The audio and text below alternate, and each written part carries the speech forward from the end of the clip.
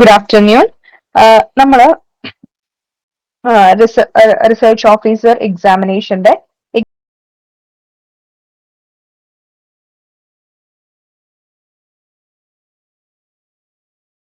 Economics പോർഷനിലെ ഒരു unit ആണ് നമ്മളിവിടെ സ്റ്റാർട്ട് ചെയ്യുന്നത്. സോ ദ ഫസ്റ്റ് ടോപ്പിക് എന്ന് പറയുന്നത് ഡെമോഗ്രഫി ആണ്. പോപ്പുലേഷൻ സ്റ്റഡീസ് അല്ലെങ്കിൽ പോപ്പുലേഷനെ പറ്റിയിട്ട് പഠിക്കുന്നതാണ് ഡെമോഗ്രഫി. അപ്പോൾ ഡെമോഗ്രഫിയിലെ കേരള ആസ്പെക്റ്റും ഇന്ത്യൻ ആസ്പെക്റ്റും അതാണ് നമുക്ക് സിലബസിൽ ചോദിച്ചേക്കുന്നത്.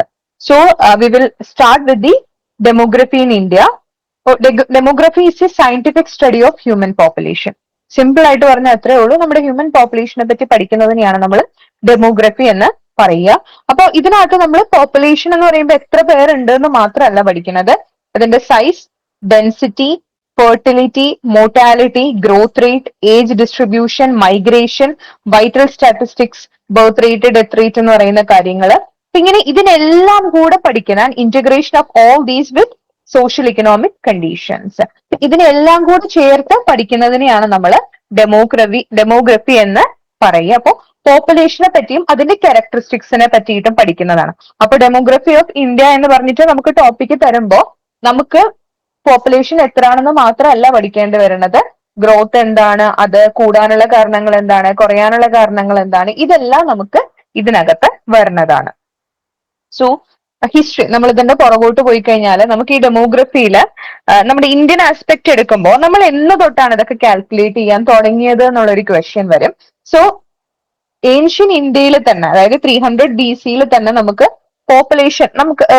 പോപ്പുലേഷനെ പറ്റി സ്റ്റാറ്റിസ്റ്റിക്സുകൾ ഉണ്ടായിരുന്നു. എന്ന് വെച്ച് കഴിഞ്ഞാൽ ഇന്ന് കാണുന്ന പോലെയുള്ള വലിയ രീതിയിലുള്ള പഠനങ്ങളൊന്നും അല്ലെങ്കിൽ പോലും അന്നത്തെ കാലഘട്ടങ്ങളിലും അവര് എത്ര പേര് അവരുടെ ദേശത്തുണ്ട്, എത്ര പേര് മെയിൽ ഉണ്ട്, എത്ര പേര് ഫീമെയിൽ ഉണ്ട്, കുട്ടികളുണ്ട് എന്നൊക്കെ അന്നും അവര് കണക്കെടുക്കലുകൾ നടത്തിയിരുന്നു. ആക്ച്വലി അങ്ങനെയുള്ള കണക്കെടുപ്പുകളാണ് നമ്മുടെ ഇക്കണോമിക്സിന്റെയും സ്റ്റാറ്റിസ്റ്റിക്സിന്റെയും ഒക്കെ സ്റ്റാർട്ടിംഗ് എന്ന് പറയുന്നത് നമ്മുടെ രാജ്യത്ത്. അതിനുശേഷം നമ്മള് പോപ്പുലേഷൻ, ഒരു സെൻസസ് എന്ന രീതിയിൽ, അല്ലെങ്കിൽ നമ്മൾ ഇന്ന് കാണുന്ന പോലെയുള്ള ഒരു സെൻസസ്, അതിന്റെ ഒരു തുടക്കം എന്ന് പറയുന്നത് 80s, അതായത് നമ്മുടെ ബ്രിട്ടീഷുകാർ നമ്മുടെ രാജ്യത്ത് വന്ന് അവരാണ് ഈ ഒരു സെൻസസ് പരിപാടികളിലേക്ക് കടക്കുന്നത് ബ്രിട്ടീഷുകാരുടെ സമയത്താണ്. അപ്പൊ ഇവിടെ census in India began in 1800-ലാണ്. അപ്പൊ ഇംഗ്ലണ്ടാണ് ആദ്യമായിട്ട്, അല്ലെങ്കിൽ ബ്രിട്ടീഷുകാരാണ് നമ്മുടെ രാജ്യത്ത് ആദ്യമായിട്ട് സെൻസസ് തുടങ്ങുന്നത്. അപ്പൊ ഇവിടെ അവരുടെ ആ ഒരു മെത്തഡോളജി വെച്ചിട്ട് ചില ടൗണുകളിലും പ്രോവിൻസസുകളിലുമാണ് ആദ്യമായിട്ട് സെൻസസ് നടത്തുന്നത്. ഇന്ത്യയിലെ ആദ്യത്തെ സെൻസസ് എന്ന് പറയുന്നത് 1871-ലായിരുന്നു. ആൻഡ് ദ മോഡേൺ സെൻസസ്, ഇപ്പൊ നമ്മൾ കാണുന്ന രീതിയിലുള്ള ഒരു സെൻസസ് തുടങ്ങുന്നത് 1881-ലാണ്. അതിനുശേഷം ഒരു ഇന്ററപ്ഷൻസ് ഇല്ലാതെ അൺഇൻട്രപ്റ്റഡ് ആയിട്ട് നമുക്ക് 10 വർഷം കൂടുമ്പോൾ സെൻസസ് ഉണ്ടായിരുന്നു. പക്ഷെ അത് ഇന്ററപ്റ്റ് ആയത് 2021-ലാണ്. നമുക്ക് കോവിഡും കാര്യങ്ങളും ഒക്കെ വന്നതുകൊണ്ട് തന്നെ നമുക്ക് സെൻസസ് നടന്നിട്ടില്ല. And it is schedule to be held in this year and the next year.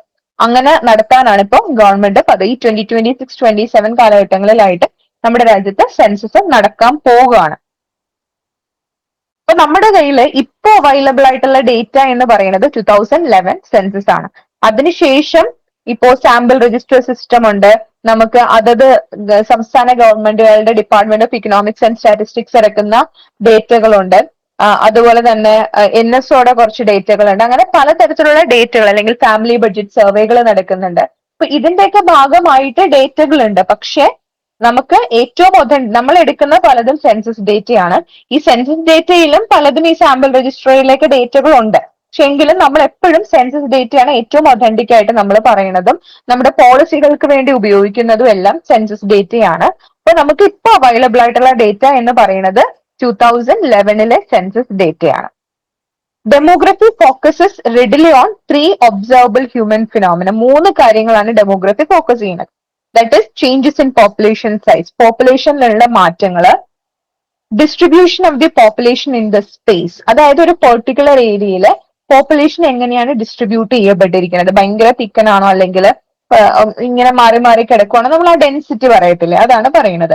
And composition of the population, പോപ്പുലേഷന്റെ കോമ്പോസിഷൻ എങ്ങനെയാണ് വരുന്നത്, മെയിൽ എത്രയുണ്ട്, ഫീമെയിൽ എത്രയുണ്ട്, ഡിപെൻഡന്റ് പോപ്പുലേഷൻ എത്രയുണ്ട്, വർക്കിംഗ് ഏജ് പോപ്പുലേഷൻ എത്രയുണ്ട്, അങ്ങനെ കോമ്പോസിഷനെ പറ്റിയും നമ്മൾ ഈ ഡെമോഗ്രഫിയിൽ ഫോക്കസ് ചെയ്യുന്നുണ്ട്.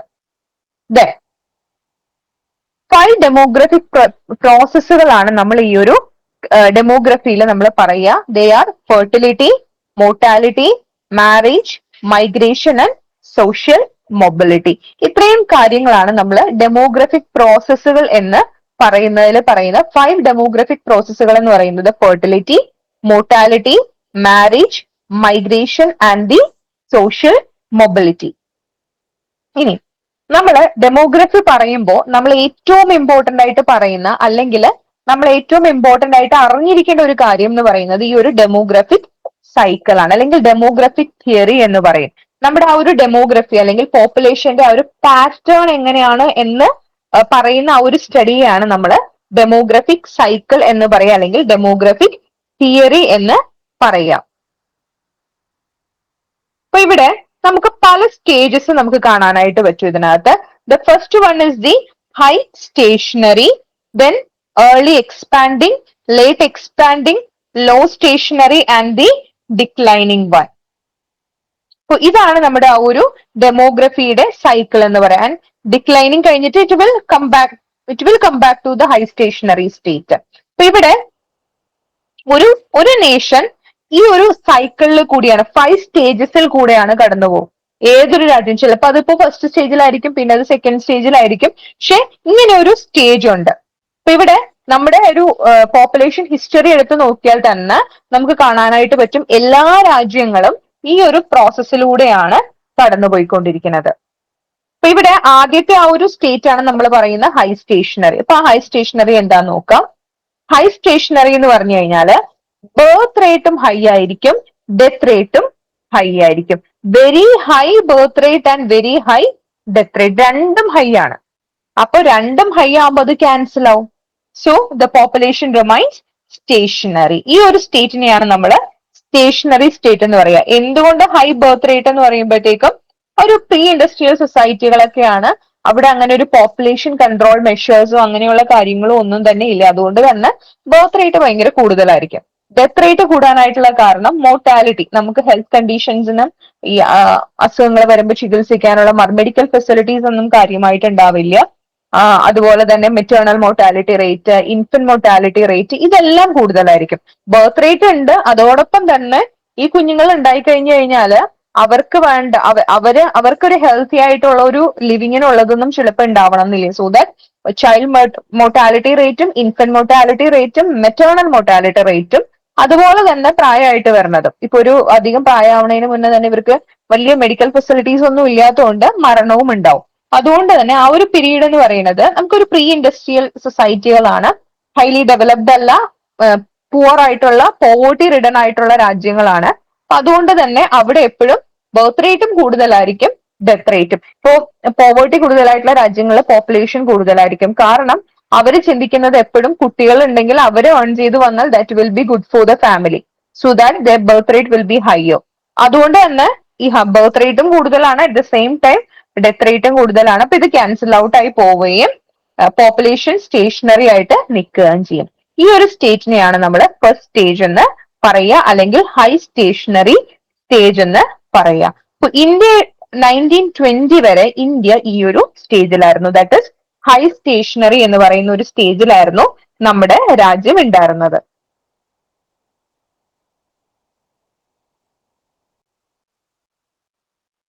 ഇനി second stage is the early expanding stage. ഇത് പതുക്കെ നമ്മൾ എക്സ്പാൻഡ് ചെയ്ത് തുടങ്ങുന്ന ഒരു സമയം. ഇവിടെ എന്ന് പറഞ്ഞാൽ death rate begins to decline while the birth rate remains unchanged. Birth റേറ്റിൽ വലിയ കാര്യമായിട്ടുള്ള മാറ്റങ്ങളൊന്നുമില്ല, പക്ഷേ ഡെത്ത് റേറ്റ് കുറയാനായിട്ട് തുടങ്ങും. കാരണം അവിടെ പതുക്കെ medical facilities, improved health conditions ഉണ്ട്. അപ്പൊ അതുകൊണ്ട് തന്നെ ആൾക്കാർക്ക് കുറച്ച് ഫെസിലിറ്റീസ് ഒക്കെ കിട്ടി തുടങ്ങുന്നത് കൊണ്ട് തന്നെ മരണനിരക്ക് കുറവായിരിക്കും. മെറ്റേണൽ മോർട്ടാലിറ്റിയും ചൈൽഡ് മോർട്ടാലിറ്റിയും ഇൻഫന്റ് മോർട്ടാലിറ്റിയും അതുപോലെ തന്നെ രോഗങ്ങൾ കൊണ്ടുണ്ടാവുന്ന മോർട്ടാലിറ്റിയും എല്ലാം കുറവായിരിക്കും. പതുക്കെ കുറയാനായിട്ട് തുടങ്ങും. അപ്പൊ അതുകൊണ്ട് തന്നെ അവിടെ ഒരു ഏർലി എക്സ്പാൻഡിങ്, നമ്മൾ സ്റ്റേഷനറി ആയിട്ടിരുന്ന ഒരു സ്റ്റേജിൽ നിന്ന് പതുക്കെ നമ്മൾ എക്സ്പാൻഡ് ചെയ്യാനായിട്ട് തുടങ്ങുകയാണ്. സോ ഈ ഒരു ഫേസിലാണ് നമ്മൾ ഏർലി എക്സ്പാൻഡിങ് എന്ന് പറയുക.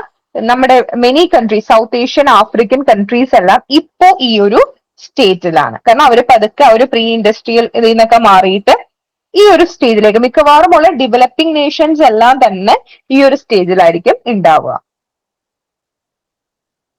Then third one, late expanding. ഇവിടെ എന്ന് പറഞ്ഞു കഴിഞ്ഞാല് death rate decline still further. Death rate വീണ്ടും കുറയാനായിട്ട് തുടങ്ങും. And birth rate tends to fall. Birth റേറ്റും പതിയെ പതിയെ കുറയാനായിട്ട് തുടങ്ങും. കാരണം എന്ന് വെച്ച് കഴിഞ്ഞാല് ആൾക്കാർ കുറച്ചുകൂടെ അവെയർ ആയിട്ട് തുടങ്ങും. ബർത്ത് കൺട്രോൾ മെഷേഴ്സിനെ പറ്റി അറിയാനായിട്ട് തുടങ്ങും. അങ്ങനെ വരും അതൊക്കെ ലേറ്റ് മാരേജുകൾ വന്നു തുടങ്ങും. അപ്പൊ അങ്ങനെ വരുമ്പോൾ ബർത്ത് റേറ്റ് പതിയെ പതിയെ കുറയാനായിട്ട് തുടങ്ങും. സോ ഡെത്ത് റേറ്റും കുറവാണ്, ഇംപ്രൂവ്ഡ് ഹെൽത്ത് കണ്ടീഷൻ കൊണ്ട് ഡെത്ത് റേറ്റും കുറവാണ്, അവയർനെസ്സും കാര്യങ്ങളും കൊണ്ട് ബർത്ത് റേറ്റും കുറവാണ്. So that population continues to grow. Birth ഡെത്തിനേക്കാളും, പക്ഷേ ബർത്ത് റേറ്റ് കുറയുന്നുണ്ടെങ്കിലും birth is exceeding the death. ഡെത്തിനേക്കാളും കൂടുതലാണ് ബർത്ത് റേറ്റ്. അതുകൊണ്ട് തന്നെ പതിയെ പോപ്പുലേഷൻ എക്സ്പാൻഡ് ചെയ്യുന്ന ഒരു ഫേസ് ആണ്. ഇന്ത്യ ഇപ്പോ ഈ ഒരു ഫേസിലൂടെയാണ് കടന്നു പോകുന്നത്. That is late expanding phase. ഇപ്പോ ഇന്ത്യയുടെ ഒരു കറന്റ് ഇത് എന്ന് പറയുന്നത്, അതുപോലെ തന്നെ പല രാജ്യങ്ങൾക്കും ബർത്ത് റേറ്റ് റാപ്പിഡ് ആയിട്ട് കുറയാനായിട്ട് തുടങ്ങും. ഈ ഒരു സ്റ്റേജ് കഴിയുമ്പോഴത്തേക്കും റാപ്പിഡ് ആയിട്ട് ബർത്ത് റേറ്റ് കുറയാനായിട്ട് തുടങ്ങും. അപ്പൊ ഇപ്പോ നമ്മൾ പറയുന്ന, അല്ലെങ്കിൽ നമ്മുടെ രാജ്യത്തിന്റെ ഈ ഒരു സ്റ്റേജ് എന്ന് പറയുന്നത് ചിലപ്പോൾ നമുക്കൊരു ഒരു ക്വസ്റ്റ്യൻ ആയിട്ട് വരാൻ ചാൻസ് ഉള്ള ഒരു സാധനമാണ് ഇന്ത്യ ഇപ്പൊ ഏതൊരു സ്റ്റേജിലാണെന്നുള്ളത്. ഇന്ത്യയുടെ സ്റ്റേജ് എന്ന് പറയുന്നത് ലേറ്റ് എക്സ്പാൻഡിങ് സ്റ്റേജ് ആണ്, where the death rate declines and birth rate also declines. പക്ഷേ birth exceed the death rate. Death rate കുറയണതിനേക്കാളും ആ ഒരു റേറ്റിലുള്ള ഡിഫറൻസ്, ബർത്ത് റേറ്റ് കുറയുന്നുണ്ടെങ്കിലും that is not as much as the death rate. അപ്പൊ അതുകൊണ്ട് തന്നെ എന്താ സംഭവിക്കാം, ബർത്ത് കൂടുതലാണ്, ഡെത്തും കുറവാണ്, ബർത്തും കുറവാണ്. അപ്പൊ അതുകൊണ്ട് തന്നെ population is growing. Population continues to grow. Then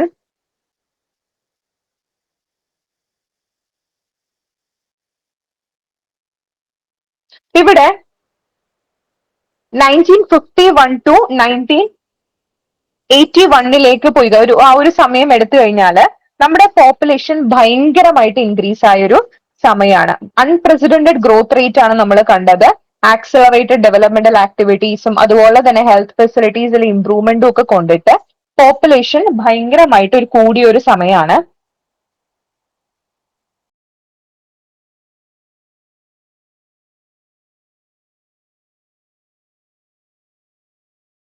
third സ്റ്റേജിൽ എന്ന് പറയുമ്പോഴത്തേക്കും നമ്മൾ പറഞ്ഞു ഡെത്ത് റേറ്റ് കുറവാണ്, ബർത്ത് റേറ്റും കുറവാണ്. ആ ഒരു സമയമാണ് നമുക്ക് ഡെത്ത് റേറ്റും കുറവാണ്, ബർത്ത് റേറ്റും കുറവാണ്. പക്ഷെ so that the population is expanding.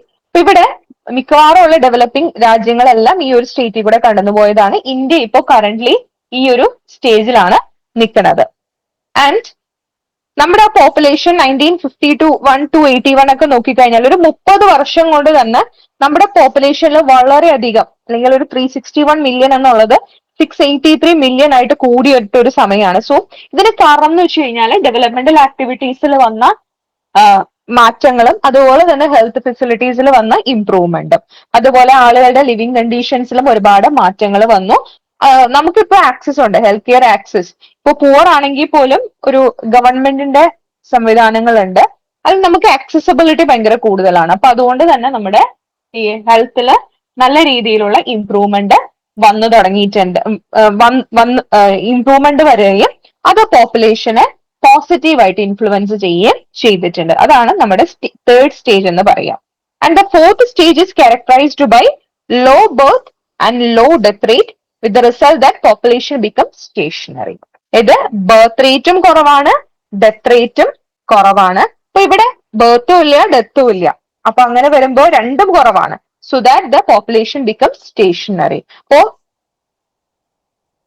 മിക്കവാറുമുള്ള industrialised Nations എല്ലാം തന്നെ ഈ ഒരു ഡെമോഗ്രഫിക് ട്രാൻസിഷനിലൂടെ കടന്നുപോയിട്ടുണ്ട്. അതായത് high birth rate, high death റേറ്റിൽ നിന്ന് നേരെ ലോ ബർത്ത്, ലോ ഡെത്ത്. നമ്മുടെ ആദ്യത്തെ stage high birth, high death ആണെങ്കിൽ ഫോർത്ത് സ്റ്റേജിലേക്ക് വരുമ്പോൾ നമ്മൾ വീണ്ടും ഒരു ലോ സ്റ്റേഷനറിയിലേക്ക് വരികയാണ്. That is low birth and low death. ബർത്തും കുറവാണ്, ഡെത്തും കുറവാണ്. And the fifth stage is the declining phase.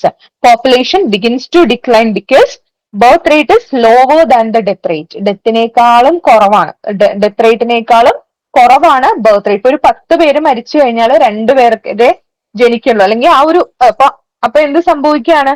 10 പേര് അവിടെ മരിക്കുകയാണ്, 2 പേര് ജനിക്കുകയാണ്. So that the population will decline. അപ്പൊ ആ ഒരു സ്റ്റേറ്റ് ആണ് ഫിഫ്ത്ത് സ്റ്റേജ് എന്ന് പറയുന്നത്. ഈസ്റ്റ് യൂറോപ്യൻ കൺട്രികള്, ജർമ്മനി, ഹംഗറി പോലുള്ള രാജ്യങ്ങള് ഈ ഒരു സ്റ്റേജിലൂടെയാണ് കടന്നു പോകുന്നത്. അപ്പൊ ഈ സ്റ്റേജിലൂടെ കടന്നു പോകുന്നത് കൊണ്ടാണ് അവരൊക്കെ മൈഗ്രേഷൻ ഭയങ്കരമായിട്ട് പ്രോത്സാഹിപ്പിക്കുന്നത്. ഒരു രാജ്യം ഈ ഒരു സ്റ്റേജിൽ എത്തിക്കഴിഞ്ഞാലുള്ള പ്രശ്നം അവിടെ പോപ്പുലേഷൻ കുറയുകയാണ്.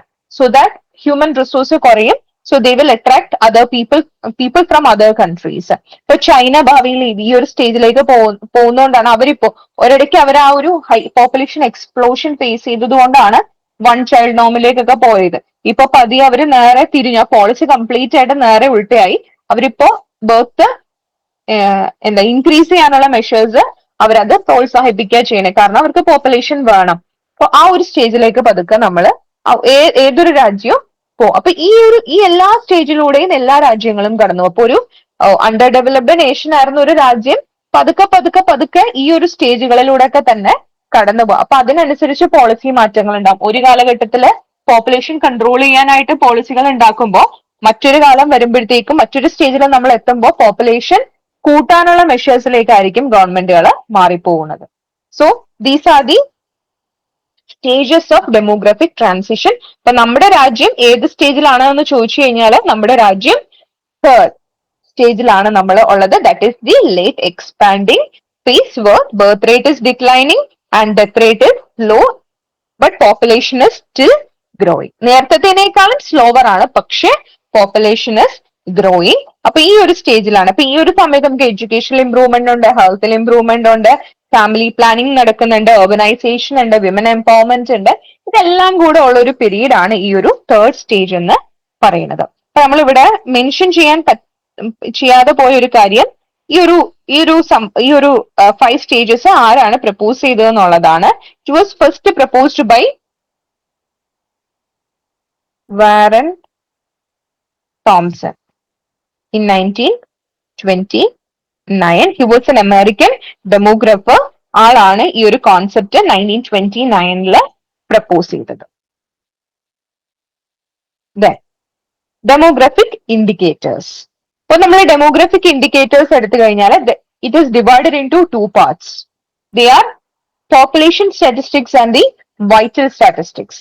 പോപ്പുലേഷൻ സ്റ്റാറ്റിസ്റ്റിക്സ് എന്ന് പറയുമ്പോൾ population size, sex ratio, density, dependency ratio, ഇതിനെയാണ് നമ്മൾ പോപ്പുലേഷൻ സ്റ്റാറ്റിസ്റ്റിക്സ് എന്ന് പറയുക.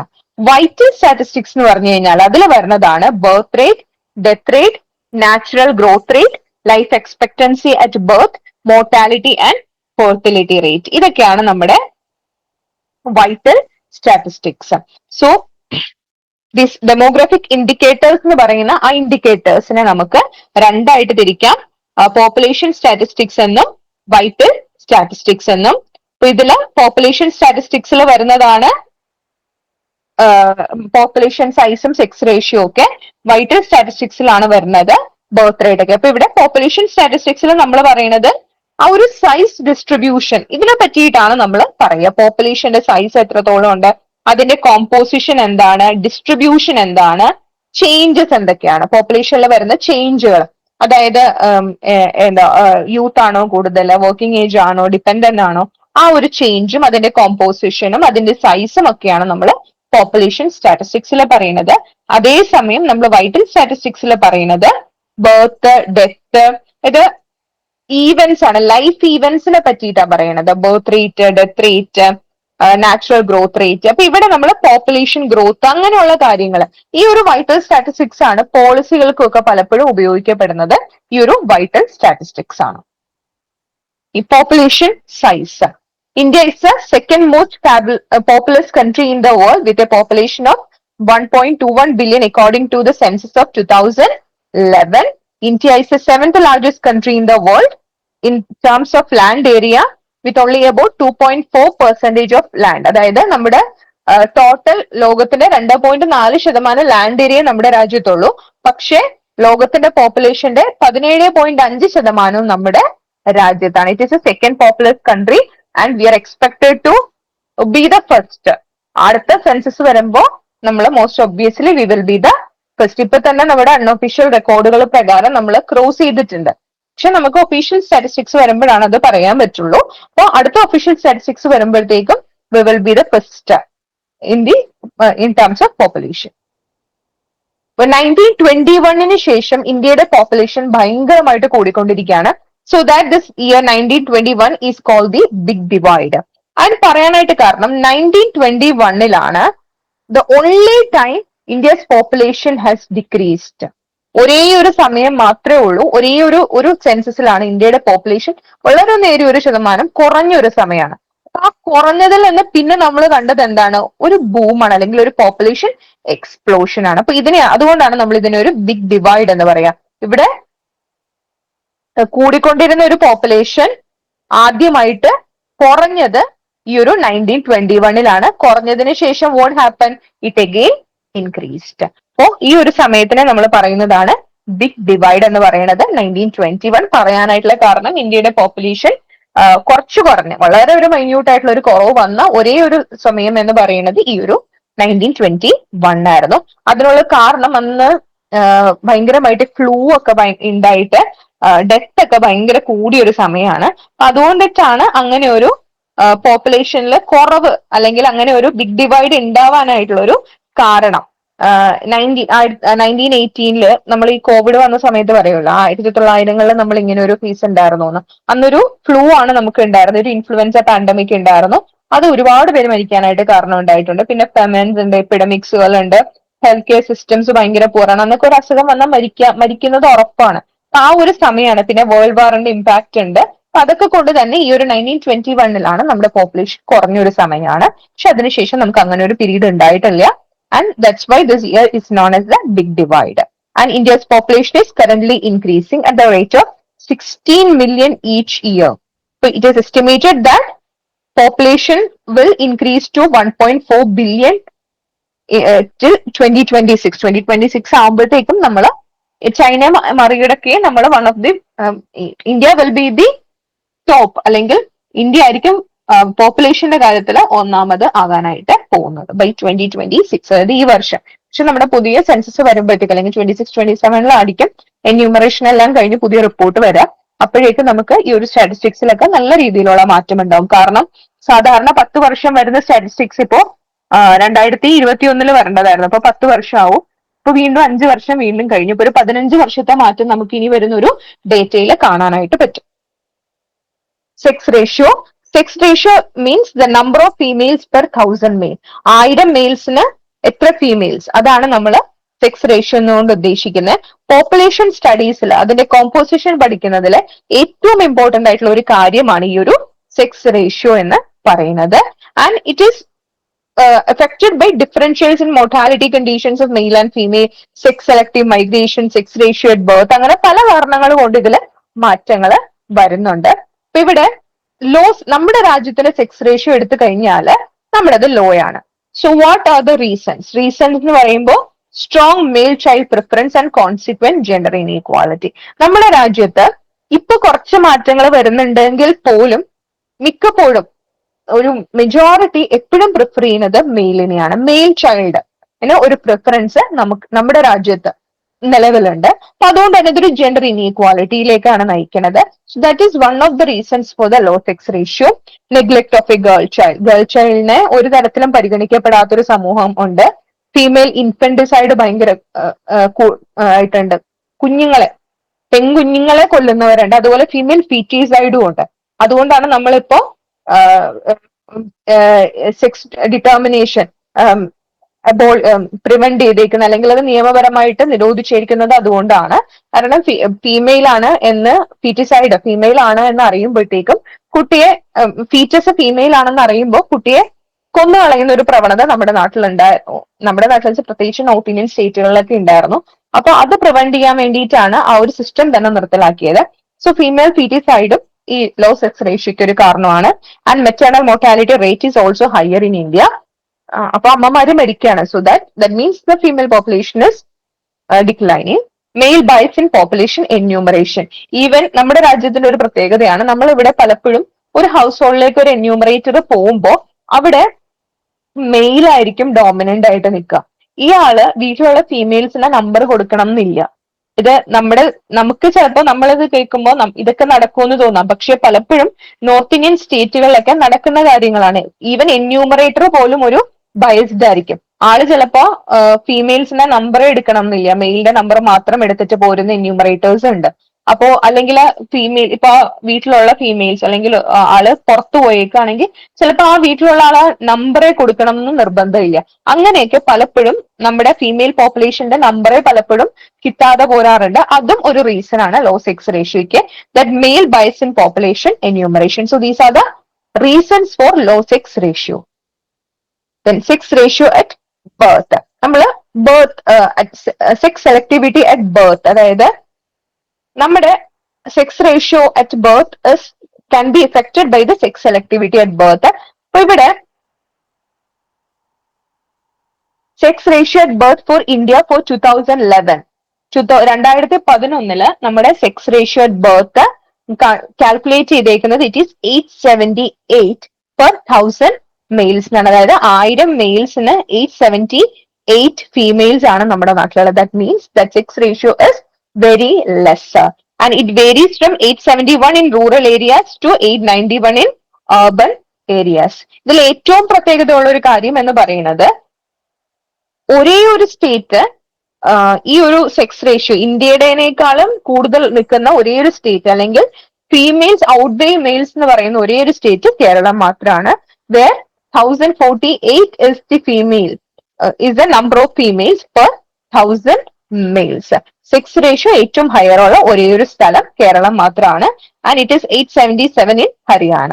സ്റ്റേറ്റ് വൈസ് നോക്കുമ്പോൾ ഹയസ്റ്റ് സെക്സ് റേഷ്യോ എന്ന് പറയുന്നത് കേരളത്തിലും ലോവസ്റ്റ് എന്ന് പറയുന്നത് ഹരിയാനയിലുമാണ്. And 2011 marks a considerable fall in child sex ratio in the age group of 0 to 6 years and has reached an all-time low of 914 since 1961. 1961 ശേഷം ഏറ്റവും കുറവ് വരുന്നത് 2011 അപ്പൊ ഒരു ഓൾ ടൈം ലോ എന്ന് പറയുന്നത് ശരിക്കും 914 ആണ്. സിൻസ് 1961 1961 തൊട്ട് നമ്മൾ എടുക്കുമ്പോൾ ഏറ്റവും കുറവ് എന്ന് പറയുന്നത് ഓൾ ടൈം ലോ നമുക്ക് എപ്പോഴും നമ്മൾ ഫേസ് ചെയ്തത് it was in 2011 where the child ratio is 914. ഇത് 0 to 6 ഇയേഴ്സിന്റെ ആണ്. ചൈൽഡ് സെക്സ് റേഷ്യോ ആയിട്ട് ബർത്ത് അല്ല ഇത്. 0 to 6 ജനിച്ച കുട്ടി തൊട്ട് 6 വയസ്സ് വരെയുള്ള ആളുകളുടെ ഇടയിൽ അല്ലെങ്കിൽ കുട്ടികളുടെ ഇടയിലുള്ള ചൈൽഡ് സെക്സ് റേഷ്യോ ആണ് ഈ കൊടുത്തേക്കുന്നത്. Child sex ratio that 0 to 6 ഇയേഴ്സിനകത്തുള്ള ചൈൽഡ് സെക്സ് റേഷ്യോ ആണ് ഈ കാണിച്ചിരിക്കുന്നത്.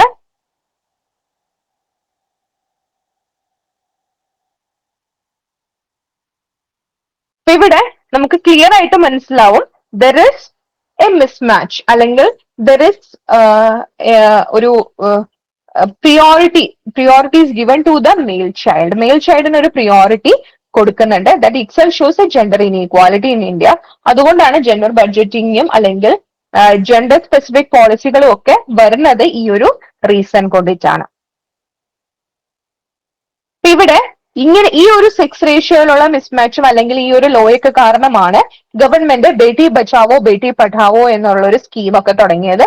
പെൺകുട്ടികളെ രക്ഷിക്കുക, അവരെ പഠിപ്പിക്കുക എന്നൊക്കെ പറയുന്നത്. അതുപോലെ തന്നെ തെലങ്കാന ഗവൺമെന്റിന്റെ ഒരു പദ്ധതിയാണ് ബംഗാരു തല്ലി എന്ന് പറയുന്ന ഒരു സ്കീം, ഗേൾ ചൈൽഡിനെ സേവ് ചെയ്യാനായിട്ട്. ഭാഗ്യലക്ഷ്മി സ്കീമും കർണാടക ഗവൺമെന്റിന്റെയാണ്. ഇപ്പൊ നിങ്ങൾക്ക് ക്വസ്റ്റ്യൻ തന്നിട്ട് which of the following is related to the welfare of which of the policies are formulated for the welfare of girl child എന്ന് ചോദിച്ചിട്ട് ഒരു 4 പോളിസികൾ തരാം. അതിൽ 3 ഇതായിരിക്കും. അപ്പോ നമുക്ക് ഇതിനകത്തുനിന്ന് ഇപ്പോ അതില് all 4 are true, all 3 are true, 1 and 2 are true, അല്ലെങ്കിൽ അങ്ങനെ പറഞ്ഞിട്ട് നിങ്ങൾക്ക് ഒരു സ്റ്റേറ്റ്മെന്റ് രീതിയിൽ ചോദ്യങ്ങൾ വരാം. അപ്പൊ അങ്ങനെ വരുമ്പോൾ നിങ്ങൾക്ക് ആ പദ്ധതികൾ എന്തൊക്കെയാണെന്നുള്ളൊരു ഓർമ്മ ഉണ്ടാവണം.